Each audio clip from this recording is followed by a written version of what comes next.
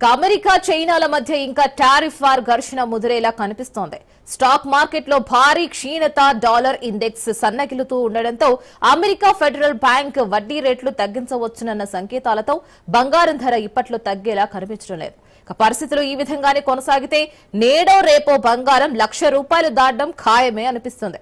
మరి ఈ సమయంలో పెళ్లిళ్లు, శుభకార్యాలకు బంగారం కొనుగోవాలనుకుంటే సామాన్యులకు బంగారం అందనంత ధరలో ఉంటూ ఆందోళన కలిగిస్తోంది. మరి దీనిపై మరింత సమాచారం మా ప్రతినిధి రామలక్ష్మి అందిస్తారు. రామలక్ష్మి.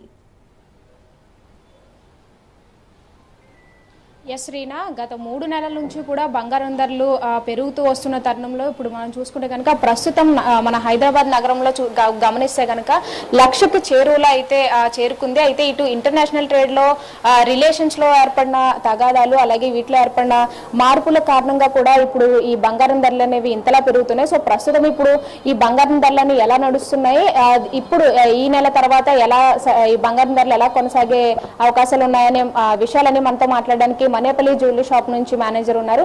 సార్ నమస్తే సార్. సో ఇప్పుడు మన హైదరాబాద్ నగరంలో బంగారం ధరలు ఎలా కొనసాగుతున్నాయి? చెప్పాలంటే గతంలో పోలిస్తే ప్రజెంట్ చాలా హై ట్రేడ్ లో నడుస్తుందండి. ప్రజెంట్ ఈరోజు 22 క్యారెట్ల బంగారం ధర వచ్చేసి 89,200 పర్ తులా.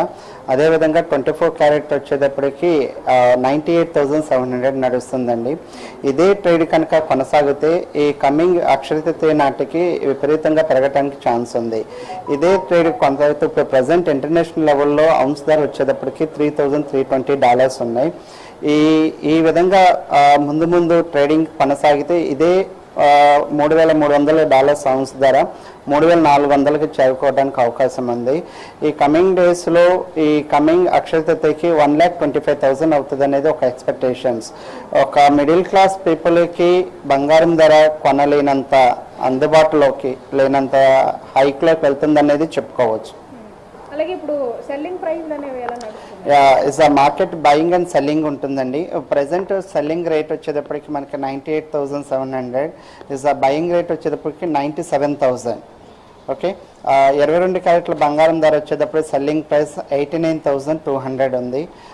మనకి 18 క్యారెట్ కూడా అందుబాటులో ఉంటుందండి. 18 క్యారెట్లో వచ్చేటప్పటికి మనకి ఇంటర్నేషనల్ జ్యువెలరీ ట్రేడ్లో చూసుకుంటే మనకి డైమండ్ జ్యువెలరీ ఎక్కువగా మన ఇండియన్లో ఎక్కువ డైమండ్ జ్యువెలరీలో మేకింగ్ వస్తుంది.